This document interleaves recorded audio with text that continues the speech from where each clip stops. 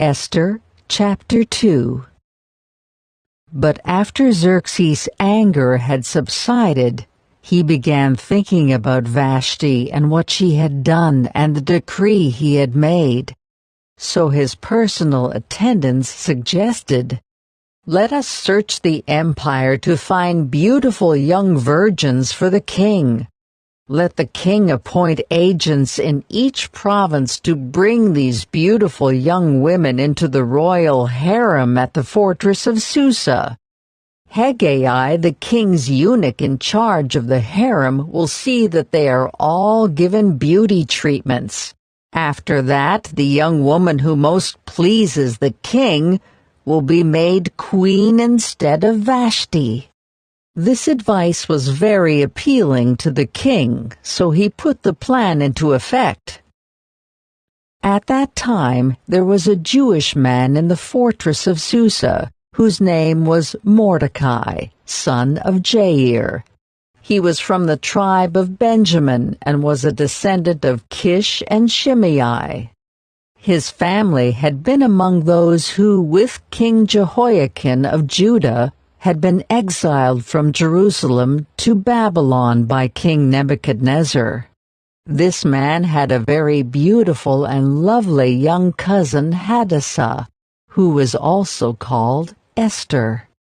When her father and mother died, Mordecai adopted her into his family and raised her as his own daughter.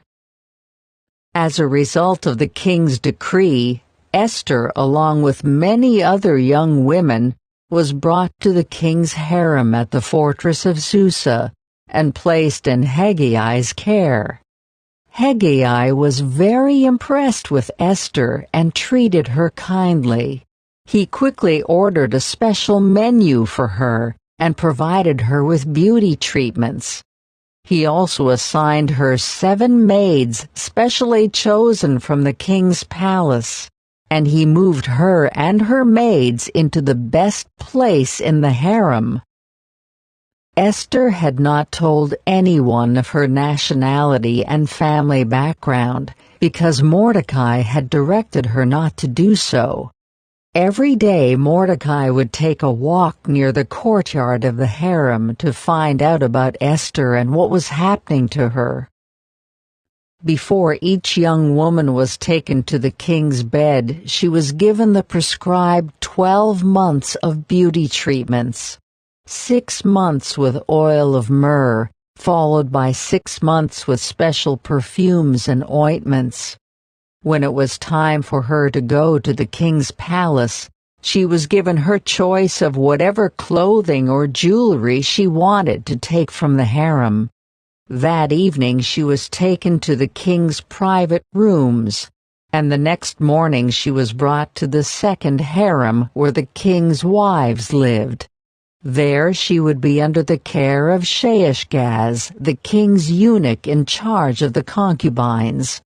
She would never go to the king again unless he had especially enjoyed her and requested her by name. Esther was the daughter of Abihail, who was Mordecai's uncle. Mordecai had adopted his younger cousin Esther.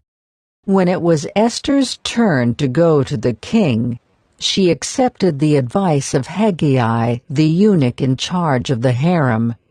She asked for nothing except what he suggested, and she was admired by everyone who saw her.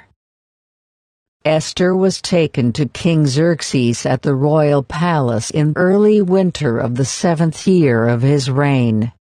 And the king loved Esther more than any of the other young women. He was so delighted with her that he set the royal crown on her head and declared her queen instead of Vashti. To celebrate the occasion, he gave a great banquet in Esther's honor for all his nobles and officials, declaring a public holiday for the provinces and giving generous gifts to everyone. Even after all the young women had been transferred to the second harem and Mordecai had become a palace official, Esther continued to keep her family background and nationality a secret. She was still following Mordecai's directions, just as she did when she lived in his home. One day, as Mordecai was on duty at the king's gate, two of the king's eunuchs, Bigthana and Teresh, who were guards at the door of the king's private quarters, became angry at King Xerxes and plotted to assassinate him. But Mordecai heard about the plot and gave the information to Queen Esther. She then told the king about it and gave Mordecai credit for the report. When an investigation was made and Mordecai's story was found to be true, the two men were impaled on a sharpened pole. This was all recorded in the book of the history of King Xerxes' reign.